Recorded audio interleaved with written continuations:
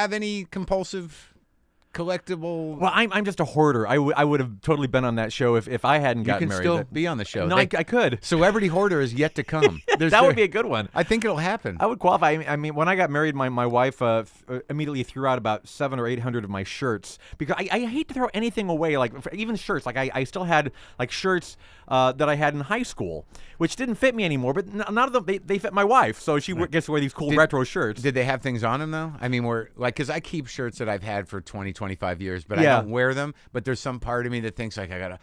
As you get older, though, I mean, despite the wife, I mean, isn't there part of you that don't you ever sit amongst your shit and say like, what's the point? Yeah, I mean, the sense of mortality does creep in, and you kind of like wonder like, why are you holding on to this stuff? Right. You know, I have a storage locker, which I tweeted about this a year or so ago.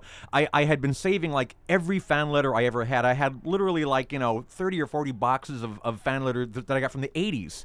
And my wife was like, "Are you ever going to read this again?" I was like, well, "No, but I can't throw it away. They're like love letters." You know? Yeah. People hand wrote those in their own scrawl. I have a hard time throwing. I have a woman who's my fan who insists on making me mixed cassette tapes. Yeah. That hand-labeled mixed cassette tapes. I don't even think I have something I can play them on, but there's so much work involved and there's emotion in it. You're like, it'd be like throwing away something magical. There would be a curse that would come on you if you threw that stuff away. I don't understand people that have these minimalist existences. You see their beautiful modern houses and there's nothing there. And I'm thinking, where are the piles? Like I've lived in the same house for 10 years. I have never not had piles of stuff everywhere. I don't understand it either. How does that happen? Where's your stuff? Yeah. Like, well, we don't keep much stuff. Well, not a book? You have one book? What do you read a book and throw it away? Right. I don't understand it. It annoys me. Yeah. Those people are too clean. They're control freaks.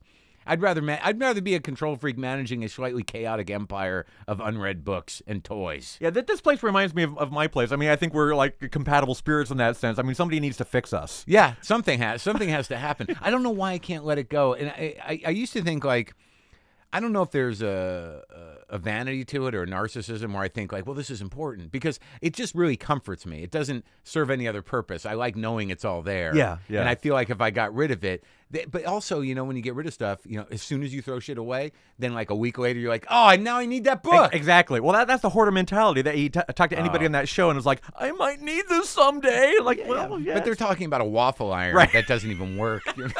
But that could be useful. Sure. I mean, you might have to make waffles. There might be an emergency call for waffles. You might need to pretend to make waffles someday.